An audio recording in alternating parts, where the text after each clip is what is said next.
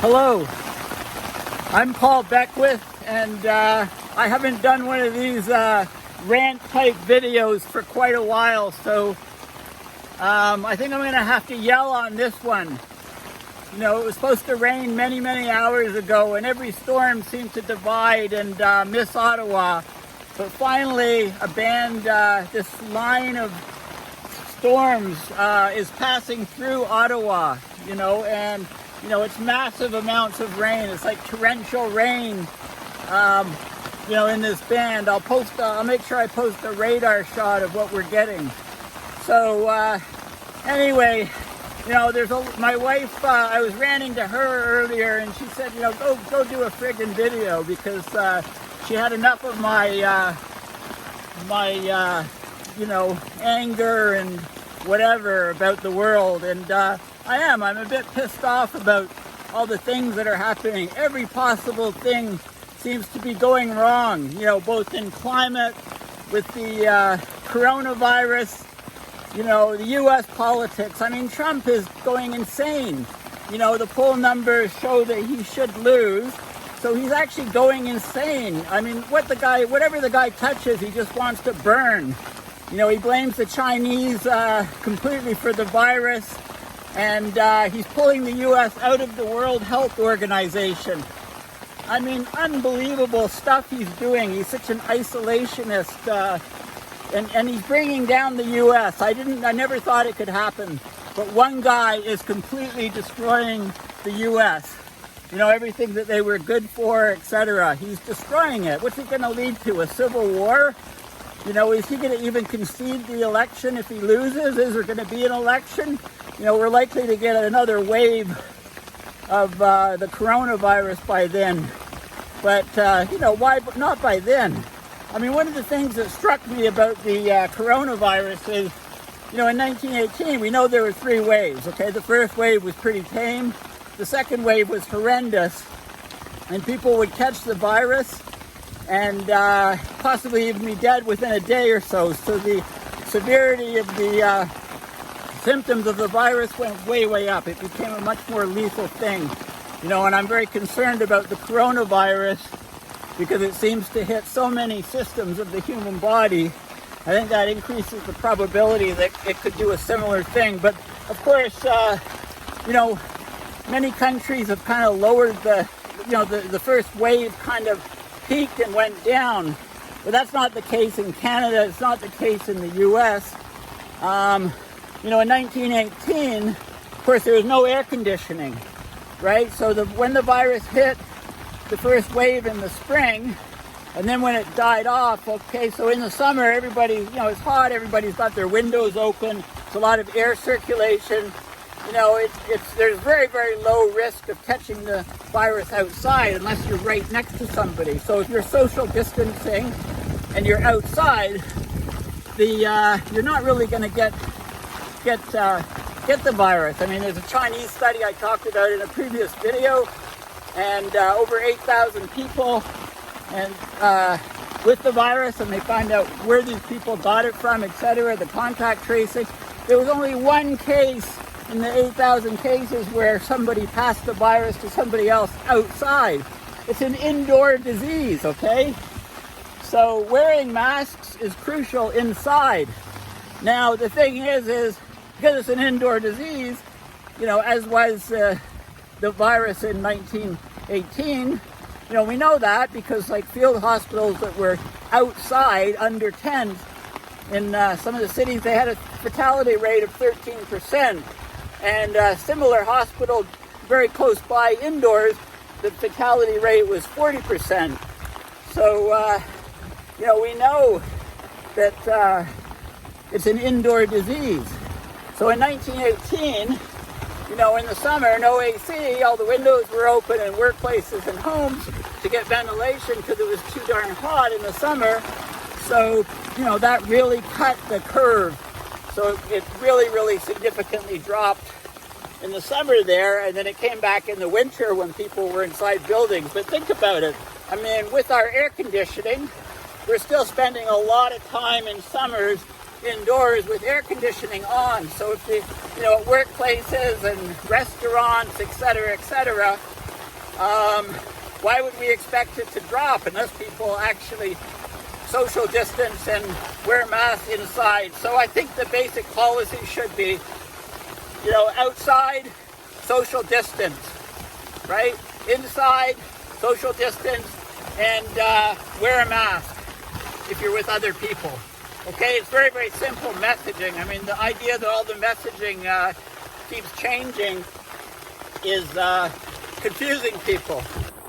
Okay, and we're already seeing cases in U.S. states starting to go up because they're opening up too quickly. People aren't respecting the social distancing.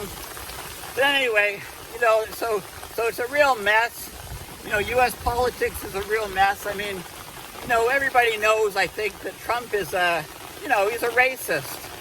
And, when the rot is happening at the top, it goes down through everybody in the country. And, we can have police killing a black man, in broad daylight, being filmed. And it takes days and days for him to get charged with murder. And of course, it's just unbelievable.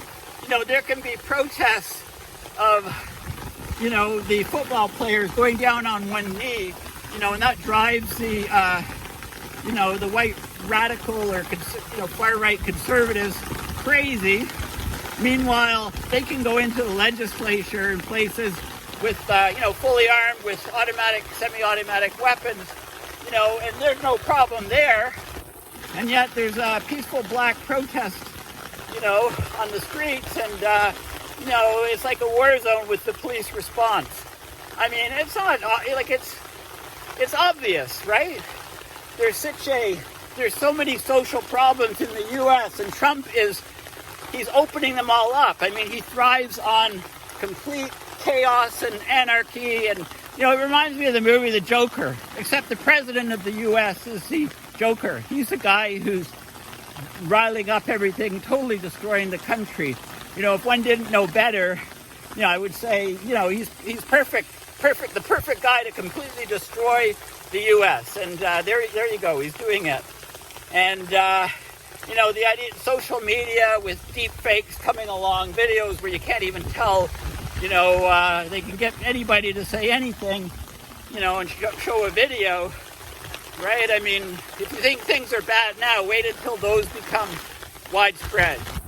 I mean, I don't know what's going to happen. I can't, with the U.S., we're going to have a civil war.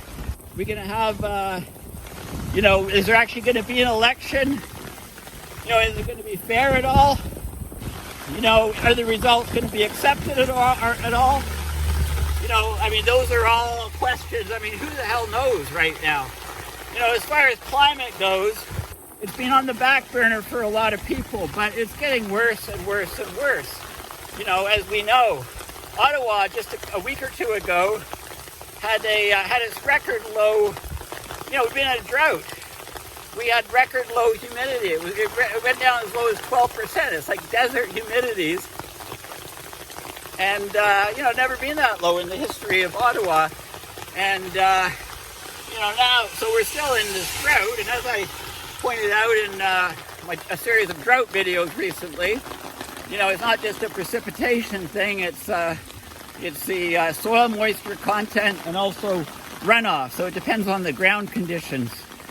But anyway, the big thing with climate is, with all the shutdowns and stuff, emissions are apparently down 17%. For a few months, expected to be down 6 to 8% for the full year, which is all great.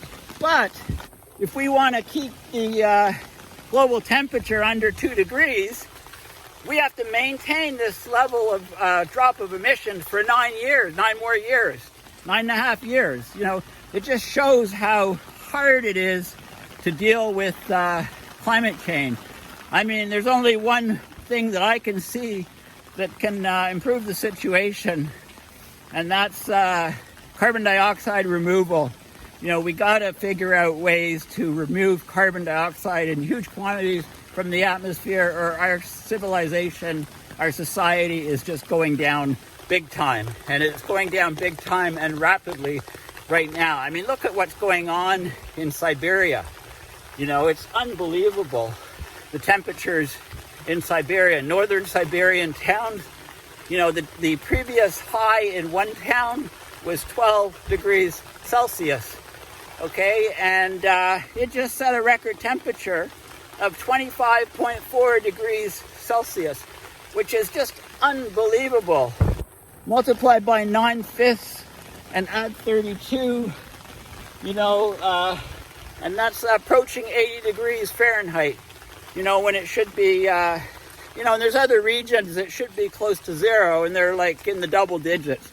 So it's just totally unbelievable.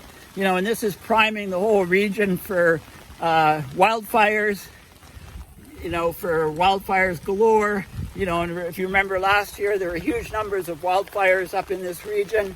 And some of these fires were actually under the snow and still smoldering away in the peat and permafrost regions that had thawed. And come the spring, the snow's left. These hot spots are springing up again. So we're getting, you know, we're getting satellite detection of these fires actually beginning already in this region. And they're calling them zombie fires because they didn't actually die, they didn't actually peter out, but they were smoldering underneath the snow in the winter. You know, and when the snow melts, they're still hot enough and they're still extensive enough in volume in the ground that they just start springing alive again, and that's what we're seeing. You know, the climate system is completely broken. You know, the jet streams the behavior is absolutely crazy. I mean, we were stuck in a trough in Canada for much of the spring, very cold spring, and then we just went through a heat wave, you know, this heat wave earlier on this week, you know, we reached 35, 37 degrees. With humidex, it was more like 45 Celsius, you know, and this is ridiculous. I mean, Ottawa, Montreal, you know, lots of cities in Canada hit these temperatures. So, you know, we're really messed up. I mean, wait till the global food supply is hit. You know, we need strong action. We need good leadership to deal with this. And, you know, it's the complete opposite. You know, look at the incompetence of the government in the U.S. I mean, I'm harping on the U.S. It's just horrible what, you know, things are going on there. You know, so the Arctic, you know, the Arctic sea ice, how's it going to withstand, you know, these sort of temperatures if they continue on for the rest of the summer, right? It's still early summer, you know, not even officially summer yet. I mean, it's only the end of May. And, you know, we're getting heat waves in Ottawa. Like, it's just incredible. And, you know, I showed a World Meteorological Organization report, and, you know, it was talking about Europe and how the temperatures over the land in Europe have been skyrocketing compared to other places. So, you know, we know what happened last summer. And, you know, also, you know, the fires and the temperatures in Australia, and like I could go on and on and on, but, you know, and I guess I have been going on and on and on, but I figured, okay, you know, we get a torrential rainstorm in Ottawa, might as well get out there and, you know, rant a bit, you know, argue. I mean, people ask me, so where is this all going? And, you know, I've always tried to be a bit hopeful and say, you know, we've got to, you know, we've got to act, you know, without regard to the results. And you know, it's just you know, we're going downhill quickly, right? I think that's pretty clear, and anybody that thinks otherwise is, you know, denying what's going on. So, you know, but we gotta, you know, keep trying, you know, who knows, can't predict the future. You know, we've got lots of computer models, lots of trends that can be looked at. And anyway, you know, I don't need to tell you guys. I mean, you know most of this stuff, but I just needed to get some things off my chest, so to speak, and let you know what I really felt about climate and the virus and Trump. Okay, take care.